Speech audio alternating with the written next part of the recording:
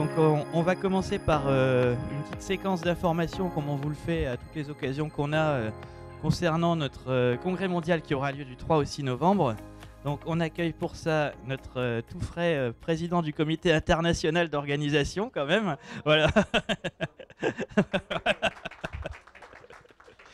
Avec une ambition pour lui qui est de devenir le Tony Estanguet de la Luzerne. Donc je vous encourage à l'y aider. Voilà.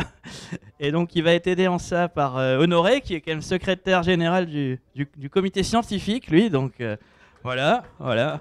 Si, on t'a rajouté une particule. Voilà.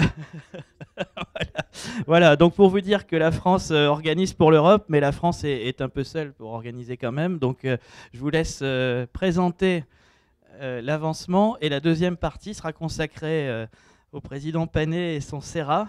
Voilà, je ne sais pas où il est. Claude, voilà. Voilà. Donc, voilà. Et on essaye de finir. Alors, on vous a mis 16 heures pour être sûr qu'à 16h30 c'est fini, mais je suis sûr que vous allez être performant, excusez-moi. Voilà. Bon, j'allais dire bonjour à tous, mais je pense que je vous ai tous vus. Alors, vous l'avez compris, on a décidé il y a 3 ans que l'Europe allait accueillir le prochain congrès mondial à la Luzerne. Donc ça va se passer en Europe. C'est l'Europe qui organise, donc c'est la CIDE. Je suis devant vous aussi en tant que trésorier de la CIDE. C'est vrai que j'ai pris cette matricule maintenant de présider ce comité d'organisation. Et donc ça va se passer bien sûr, enfin ça se passait à un moment donné, on avait le choix entre la France et les Espagnols, mais à un moment donné les Espagnols m'ont dit ouais, Eric, si tu veux le faire, tu le fais. Ben, on l'a pris. Voilà, je pense que c'était important que ça soit en France. Ça veut dire que ça va pas revenir demain.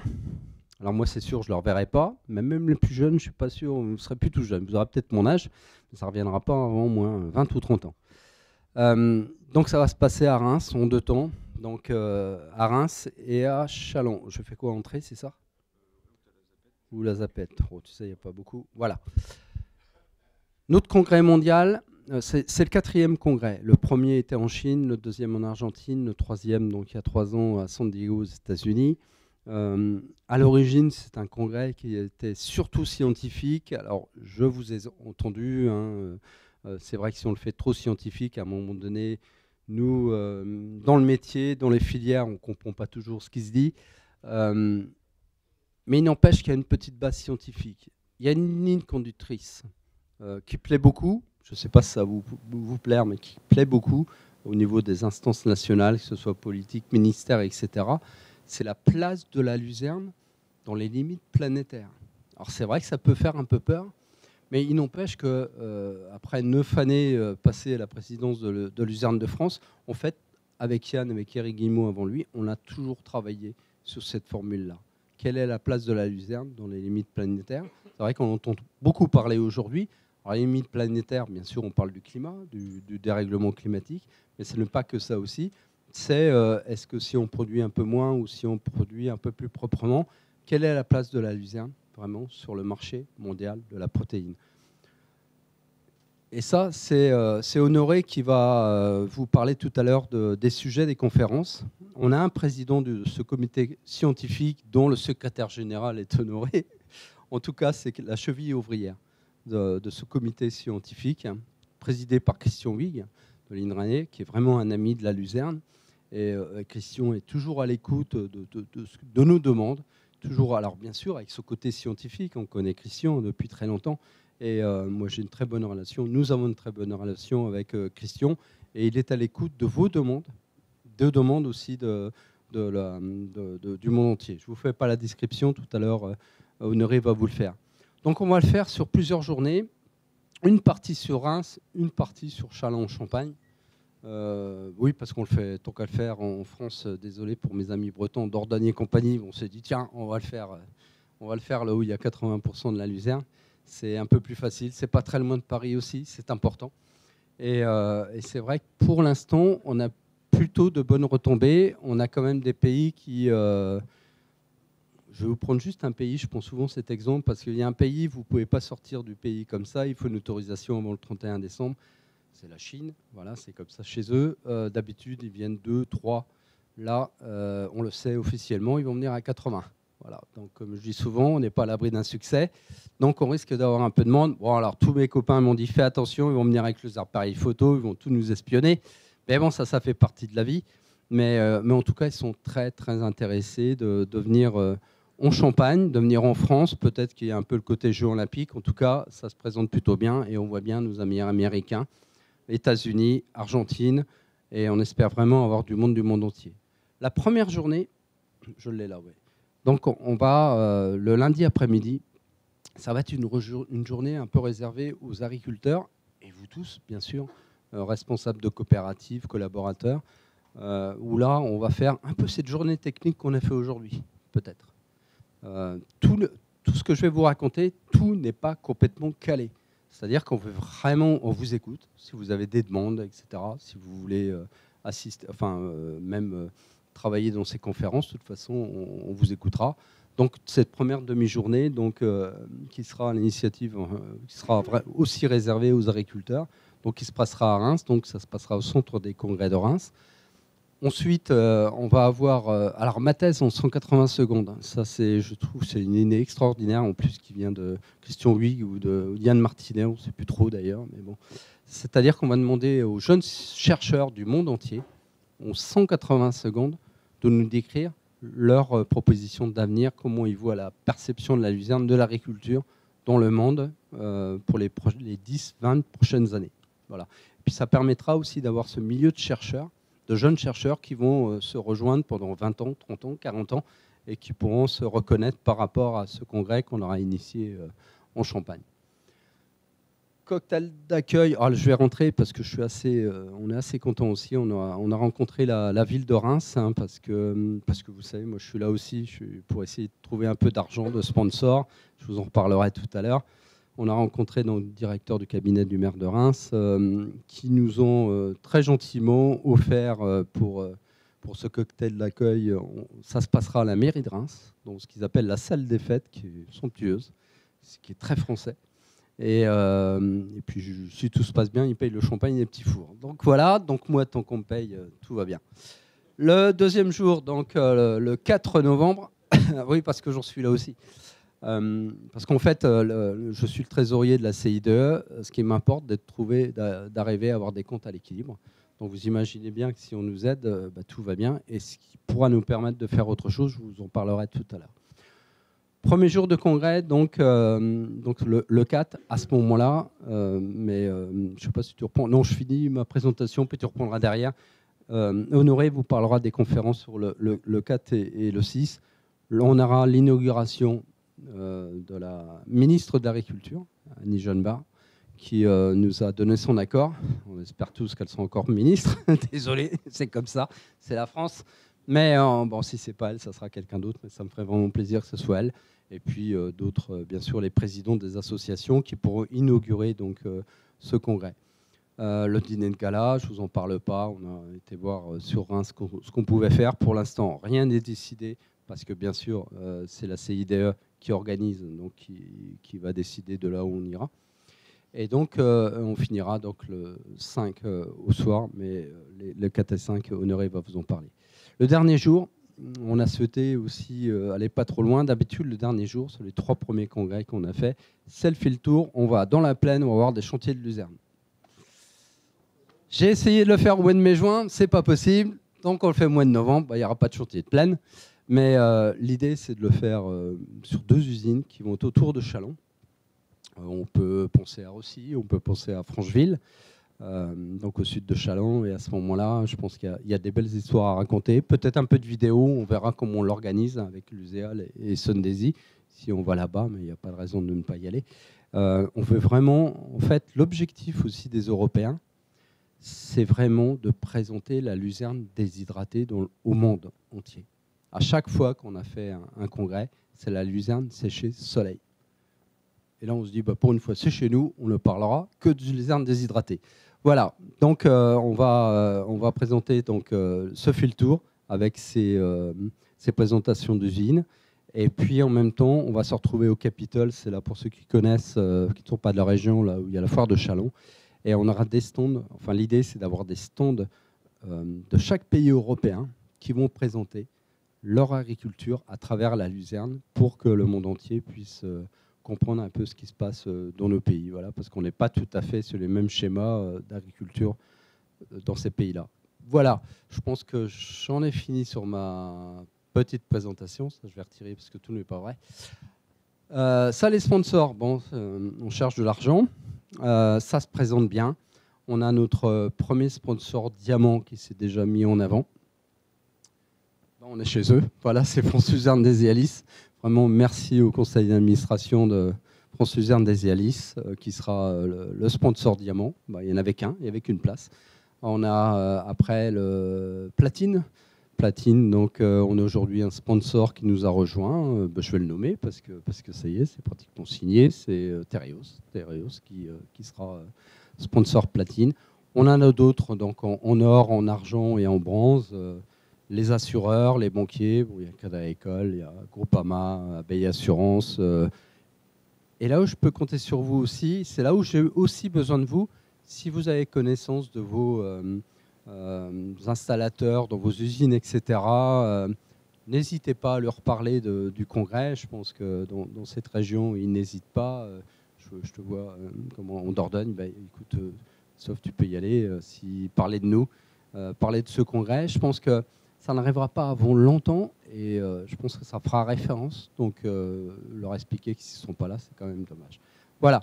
C'est tout ce que je crois que c'est tout ce que je voulais te dire. Je ne sais plus. Ah, ben c'est toi qui le fais. Je vais laisser maintenant la place à Honoré. Et puis, surtout si vous avez des questions, et n'hésitez pas, même aujourd'hui, demain, après-demain. Moi, voilà, j'ai du temps libre, donc je suis là à votre disposition pour répondre à toutes vos questions. Honoré. Merci Eric. Voilà, merci Eric d'avoir présenté la partie globale, planning global logistique. Moi, je vais vous parler un petit peu plus en détail des sujets qu'on va aborder dans ce congrès en termes de contenu du coup des 2 jours de congrès. Alors, la thématique des limites planétaires, donc c'est quelque chose c'est un travail scientifique qui a été fait à la fin, dans les années 2010. En fait, il y a cette approche qui a émergé. Le principe, c'est de dire, au lieu de parler que du changement climatique comme problème structurant, en fait, il y a d'autres problèmes et on n'arrive pas toujours à tous les mettre dans le même schéma de pensée. Et donc, les limites planétaires, c'est cette approche-là. Et donc, en fait, il y en a 5, il y en a 9. Sur les 9, il y en a 5 qui sont liés à l'agriculture. Donc il y a le changement climatique, évidemment, la partie biodiversité, la partie changement d'usage des sols, tout ce qui touche à l'eau douce, et puis ce qui touche au cycle des nutriments, donc et principalement le cycle de l'azote, en fait. Donc tout ce qui touche à les rejets qu'on peut faire d'azote, de phosphore et autres dans l'environnement qui posent problème pour qui sont défavorables. La phrase vraiment qui décrit le mieux, c'est des seuils à partir desquels les conditions de vie sur Terre sont défavorables à l'humanité. Donc où on aurait par exemple des eaux qui sont trop polluées pour pouvoir les retraiter, etc. Donc voilà pour ce concept des limites planétaires. Et il faut savoir que c'est une approche qui aujourd'hui structure un peu la recherche scientifique. C'est-à-dire que quand il y a de la recherche scientifique sur... souvent, quand il y a le changement climatique, on va aussi s'intéresser à l'ensemble des limites planétaires, ou alors on va regarder le changement climatique en tenant compte aussi des autres impacts limites planétaires. Et je fais un lien avec ce qui a été présenté ce matin en termes d'empreinte carbone, là, quand on parlait de EcoAlim, etc., avec notre amie de la nutrition animale. Elle vous a présenté un peu les colonnes là, de la table EcoAlim. Alors, dans les colonnes, il y avait changement climatique, mais il y avait aussi... couche d'ozone, changement d'usage des terres, acidification des océans, etc. C'est un peu le même, ça rejoint cette approche-là qui est une approche globale. Et donc la luzerne là-dedans, la luzerne, elle a une place qu'on pense importante dans ce cadre de pensée-là, parce qu'en fait elle coche, et ça c'est pas à vous que je l'apprends, la luzerne elle coche plein de cases. Elle coche la case de la qualité des eaux, de la quantité aussi d'eau. Elle coche la case du changement climatique, puisque l'azote qu'on apporte il n'y a pas d'azote qui est apporté sur la luzerne, et elle fixe de l'azote, donc ça évite des épandages d'engrais azotés qui génèrent des émissions de gaz à effet de serre. Voilà, je vais pas, la biodiversité, je vais pas m'étendre sur tout ça, mais c'est une culture, ça se prêtait bien, cette thématique de congrès pour la culture de la luzerne. Et puis voilà, c'est une bonne manière, en tout cas c'est comme ça que le comité scientifique l'a voulu, c'est une bonne manière de traiter ce congrès et de sortir de l'approche classique qui est une approche disciplinaire, où en fait on avait dans les précédents congrès agronomie, génétique, nutrition animale, voilà, c'était vraiment par discipline. Donc l'agronomie, il y a tous les agronomes qui vont, génétique, il y a tous les généticiens, et en fait les généticiens, quand c'est la séquence agronomie, ils lisent leur mail sur leur portable, et voilà, et l'idée c'était un peu de sortir de cette approche-là, et plutôt de tirer les choses par la finalité de ce qui est fait. Donc quand on est généticien et qu'on travaille sur, je sais pas, par exemple la résistance à la sécheresse, ou la résistance à la chaleur, ou la résistance à la salinité, ou de la luzerne, eh ben en fait, on va travailler sur pourquoi est-ce qu'on veut que la luzerne soit résistante à la chaleur, parce qu'on a des problèmes de dérèglement climatique.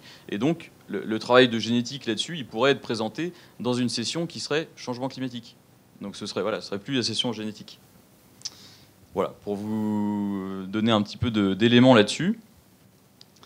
Maintenant, donc, on a un comité scientifique qui a été formé par Christian Huyghe, qui est donc l'ex-directeur scientifique de l'INRAE, puisqu'il est à la retraite depuis la fin d'année, voilà.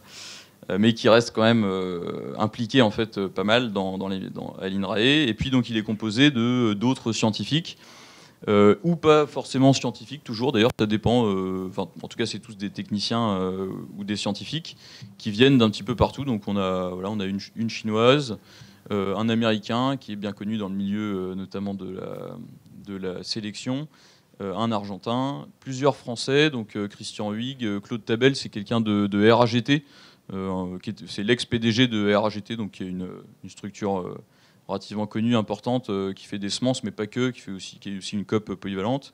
Bernadette Julier, qui est une chercheuse sur la luzerne depuis de très nombreuses années dans le centre de Lusignan, à l'INRAE. Moi-même, qui suis du coup secrétaire du comité. Stéphane Gézéquel, qui est le directeur scientifique d'Arvalis. Et puis Mathieu Brun, qui est le directeur scientifique de la Fondation Farm, qui est une fondation qui fait du développement agricole en Afrique. On l'a intégré dans le comité pour qu'on ait aussi le continent africain embarqué, parce que sinon, c'est toujours compliqué d'avoir le continent africain. Et puis après, on a une représentante justement de l'INRA Maroc, Romé qui est un espagnol, Alberto un italien, Dejan qui est un serbe. Voilà. Donc on a une représentativité un peu assez large. Ce qui nous manque, c'est la partie Océanie. Nouvelle-Zélande, Australie, il faut savoir qu'il y a énormément de luzerne qui se fait en Australie. Donc on essaiera d'avoir des intervenants australiens pour compenser un peu ce manque dans le comité scientifique. Alors les sessions, comment elles vont être, je vais essayer de ne pas être trop long. Donc, le principe des sessions, principe global, 3 présentations scientifiques, enfin scientifiques ou techniques, parce que c'est pas un congrès, je le rappelle quand même, c'est pas un congrès scientifique, hein. Un congrès scientifique, c'est une structure très particulière avec un appel à contribution. En gros, il n'y a que des scientifiques avec des posters, des présentations. Il y a 80 présentations par jour, des sessions parallèles. Enfin voilà, c'est un format vraiment spécifique. Là, on est sur un congrès qui a vocation à parler et à intéresser tout le monde, les scientifiques, les techniciens, les commerciaux. Quel que soit tant que le lien entre toutes les personnes qui seront présentes au congrès, c'est la luzerne, et donc tout tournera autour de la luzerne, évidemment, c'est l'objectif, mais c'est pas un congrès scientifique où vous allez vous prendre des présentations ultra lourdes avec les explications des méthodologies statistiques, de ci, de ça. Voilà, c'est pas l'objectif. L'objectif, c'est vraiment d'avoir un congrès qui puisse nous apporter à tous des informations et qu'on ressorte de là avec un bagage intéressant, des idées pour la suite, etc.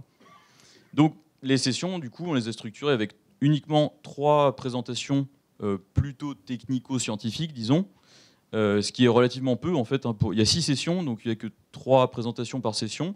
Après, il y a une petite synthèse des posters, et ensuite il y a une table ronde avec les acteurs de terrain qui dure 35 minutes, donc plus d'un tiers de la session. Et là, l'idée, c'est d'avoir des gens du terrain, donc ça peut être... ça peut être vraiment un chef de plaine, un directeur d'usine, un chargé de relations adhérents. Enfin voilà, ça peut être un agriculteur évidemment. Ça peut être vraiment les gens du terrain qui font la luzerne au jour le jour. Et c'est ça qu'on veut. Et ce qu'on veut, c'est que dans cette table ronde là, en fait, on puisse synthétiser ou en tout cas débattre un peu de ce qui a été dit dans les présentations scientifiques, et que derrière tout le monde puisse ressortir avec quelque chose de concret et de vulgarisé, de clair, en tout cas pour conclure les sessions. Donc on recherche du monde pour ces tables rondes, rien n'est calé. Aujourd'hui, ce qui est calé, c'est la présentation introductive, parce qu'on est obligé de prendre les choses en avance, parce que là, on invite des gens, donc les gens, il faut les prévenir, il faut qu'ils acceptent, il faut qu'ils fassent un papier, tout ça. Mais là, ces deux choses-là sont pas calées, et la table ronde n'est pas calée, donc c'est ouvert. Si jamais vous avez des idées, si vous voulez vous-même vous proposer, ce serait avec grand plaisir. Alors, un peu des éléments sur le contenu des sessions. Alors, on fait un exercice qui n'est pas évident. On n'a pas choisi le truc le plus simple. Hein. Le truc le plus simple, c'était de prendre les disciplines, comme d'habitude, agronomie, génétique, et puis on met toute l'agronomie, toute la génétique. Alors, ça, c'était ce qui était le plus simple. On a choisi justement de prendre une structure qui est innovante, qui est différente, qui n'est pas la même que d'habitude. Donc, ça nous force à réfléchir un petit peu plus pour que tout puisse rentrer dans toutes les sessions. Donc, voilà. Donc vous allez peut-être voir, voilà, ça va peut-être vous poser des questions, ce qu'on propose ici. Là, c'est un titre qu'on propose pour chacune des sessions, du coup. Donc, il y a une session qui est une introduction où la question, le titre qu'on pose, c'est la luzerne, une plante clé pour des systèmes de production alimentaire qui reviennent dans les limites planétaires, étude de 6 zones géographiques. Donc là, l'idée, c'est d'introduire les limites planétaires, c'est quoi, la luzerne, c'est quoi, pourquoi la luzerne, les limites planétaires, et d'avoir un petit éclairage sur, aux États-Unis, en Californie, par exemple, comment ça se passe, c'est quoi la limite planétaire qui est la plus prégnante, comment la luzerne, elle arrive à s'en sortir. Eux, ça va être clairement le changement climatique avec des sécheresses qu'ils connaissent, de la chaleur qui fait qu'ils ont, voilà, qui met un peu l'eau, qui met leur système un petit peu en danger, parce qu'eux, ils sont sur des systèmes basés sur, donc avec 10 à 12 coupes par an, basés sur de l'irrigation intensive, avec des produits séchés soleil à 23% de MAT. Voilà, donc c'est un système qui n'est pas du tout comme le nôtre. Mais et puis nous, on pourra partager aussi nos problématiques. Je sais pas, nous, c'est peut-être plutôt l'eau, c'est peut-être voilà, enfin, le surplus d'eau. Voilà, donc on verra. Cette année, voilà. On verra ce qu'on propose. Donc ça, ce serait l'introduction. Ensuite, il y a une session économie et marché. On attaque tout de suite par l'économie et marché. Le titre qu'on a proposé, c'est l'alimentation animale, toujours un marché pour la luzerne demain.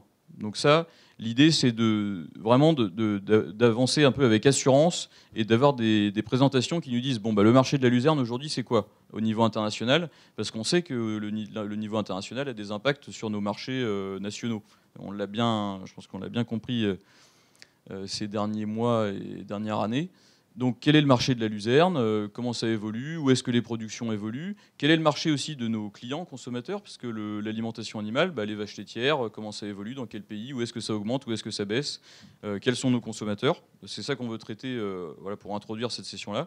Et puis après, c'est la luzerne. Quels sont les éléments de compétitivité qui font que c'est une matière première qui va continuer à performer dans l'alimentation animale? Sur quoi est-ce qu'on va travailler? Quels sont les enjeux? Quels sont les challenges? Voilà, c'est ça qu'on veut voir. Et puis alors on met et au-delà, parce que la luzerne, il y a aussi le marché de la semence, par exemple. Donc on traitera aussi, il y aura peut-être un élément sur le marché des semences, qui n'est pas directement l'alimentation animale. Voilà. Donc il y a aussi des marchés qui se développent, qui peuvent être émergents. Voilà. Donc on verra, on a laissé cette ouverture-là et au-delà, on verra ce que ça... Selon les présentations qu'on obtient, selon les idées qu'on a, est-ce qu'on mettra quelque chose comme ça ou pas? Après, il y a quelque chose sur l'azote, donc boucler le cycle de l'azote dans les systèmes alimentaires. Là, le titre est un peu plus pompeux, il faudra qu'on voit pour le simplifier, parce que en gros, c'est étudier la circulation de l'azote entre la luzerne qui fixe l'azote et puis la vache laitière derrière qui fait du lait riche avec des protéines. Donc les protéines, c'est de l'azote. Cet azote-là, comment il boucle et toutes les problématiques qu'on peut avoir liées à l'azote dans nos systèmes alimentaires. Un sujet sur l'eau douce.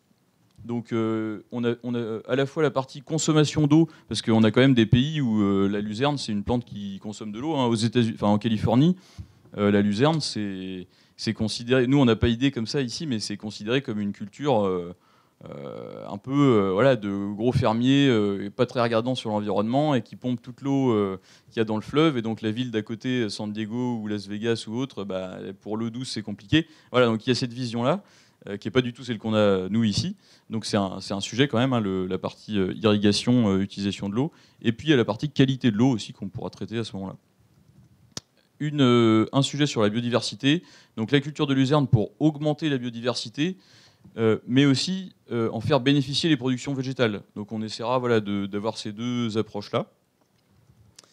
un point sur l'usage des terres. Alors là, c'est un petit peu c'est un peu moins facile à expliquer, mais c'est comment avec la luzerne, en fait, on va avoir un usage des sols, par exemple pour l'élevage, pour les systèmes d'élevage, qui va être moins consommateur de surface ou plus efficace ou moins destructeur des surfaces, par exemple, qui favorise moins la déforestation. Ça peut être un des thèmes qui sera abordé là. Et puis enfin, un sujet changement climatique plus carbone, donc produire de la luzerne de qualité en quantité. Donc c'est là qu'on va parler aussi du sujet qualité, du sujet rendement, pour décarboner l'élevage dans un climat de plus en plus stressant. Alors là, pareil, il y avait pas mal d'imbrications, mais en gros, cette luzerne, il faut qu'on puisse continuer à la produire malgré un climat qui est de plus en plus compliqué à anticiper pour maintenir cet atout de décarbonation de l'élevage. Alors ensuite, j'ai des slides là un peu plus détaillés sur le programme. Je vais juste m'appesantir là sur ce point-là, ce qu'a présenté Eric, donc l'événement, l'événement jeunes professionnels. Alors, c'est pas ma thèse en 180 secondes, ça peut être mon projet en 180 secondes. Donc là-dessus, tous les jeunes, ce qu'on appelait le jeune professionnel, c'est moins de 10 ans d'expérience après la sortie d'école.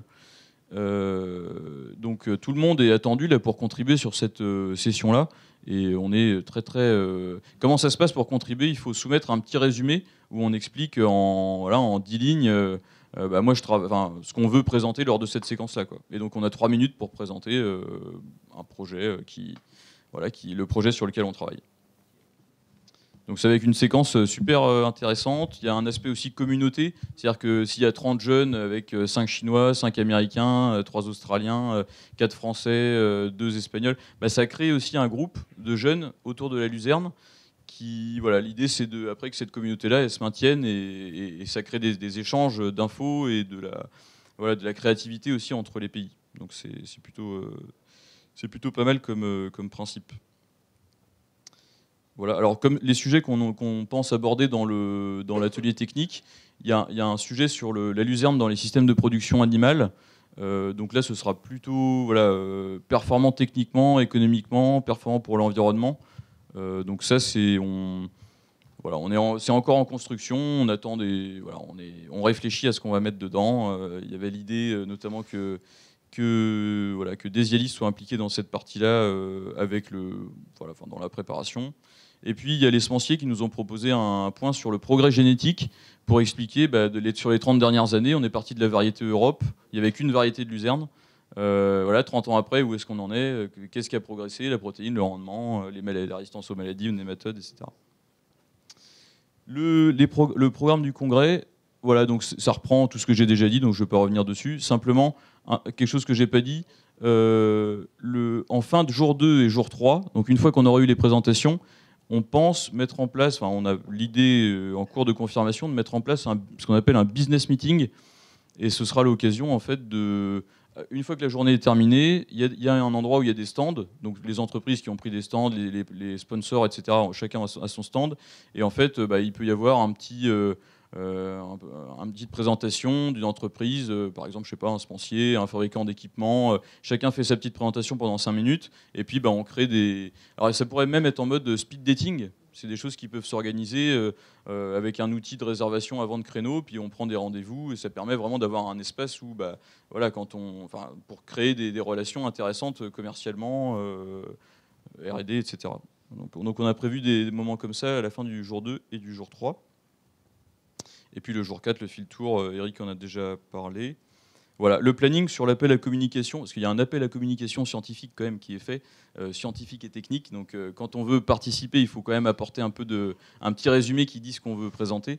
Et ça, on a prévu de l'arrêter. Alors on a mis le 1er avril comme première deadline, mais en soi, ce sera plutôt fin avril, voire on a encore un peu le temps. Mais en tout cas, il y a un site internet, il y a une plateforme, tout est fonctionnel maintenant. Donc on attend les contributions.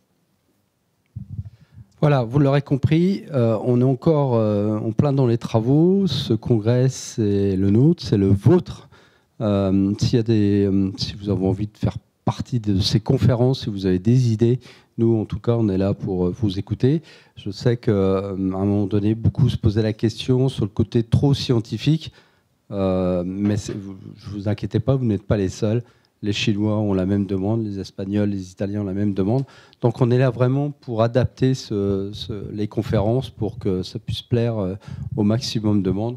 Bien sûr qu'il y aura des agriculteurs qui vont assister à ces conférences, les collaborateurs bien sûr, j'espère qu'on en a nombreux également.